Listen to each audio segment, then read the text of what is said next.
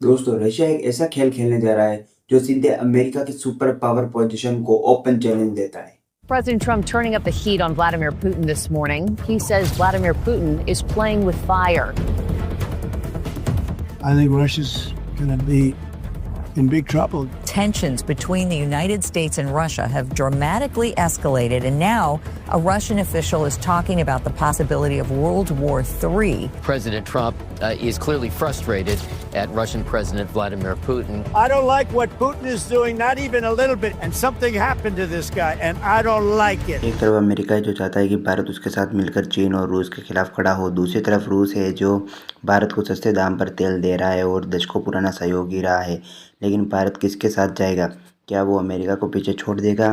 क्या Russia, India, China मिलकर एक नया अलायंस बना रहे हैं? इस वीडियो में हम समझेंगे भारत की रणनीति क्या है, क्या आरआईसी एक सच्चा गठबंधन बना सकता है और क्या भारत किसी का धोखा देगा या खुद एक सुपर पावर बनना चाहेगा। भारत और रूस के रिश्तों की शुरुआत होती है 1955 से, जब नेहरू और क्रुश्चेव के बीच दोस्ती हुई थी। तब से लेकर 1971 की इंडिया पाक वार तक रूस ने भारत का बिना किसी शर्तों के साथ दिया।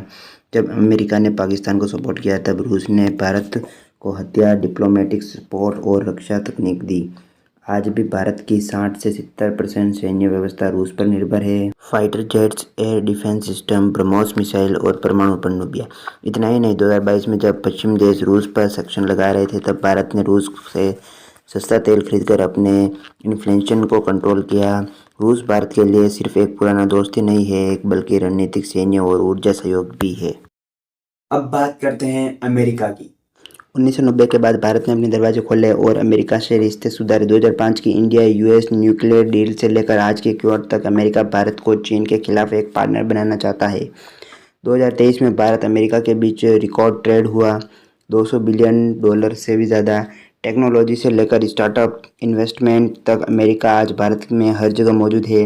लेकिन अमेरिका चाहता है कि भारत रूस से दूरी बनाए और चीन के खिलाफ खुलकर खड़ा हो। विदेशी नीति, भारत कहता है हम किसी ब्लॉक का हिस्सा नहीं है, जो भारत के हित में है वही करेंगे।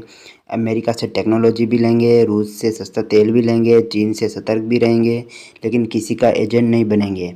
भारत किसी के साथ नहीं है, बल्कि अपने साथ खड़ा है। RIC, Russia, India, China.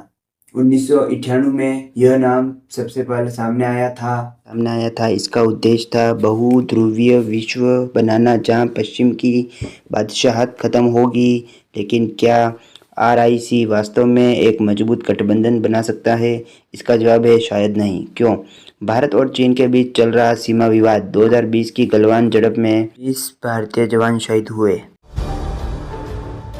Scenes of protesters setting Chinese-made goods on fire and calls to boycott Chinese products have resonated across India since 20 Indian soldiers were killed in mid-June in a clash with Chinese troops. It is now the state that is leading the charge against the Chinese Communist Party and the Chinese government. A whole host of Chinese apps have been delisted by the Indian government. These apps will no longer be legal in this country. Prominent Indian Traders Organization has called on shops to replace a range of Chinese goods on their shelves over the next 18 months. Bharat न ही America के camp में है, न ही रूस और चीन के camp में है।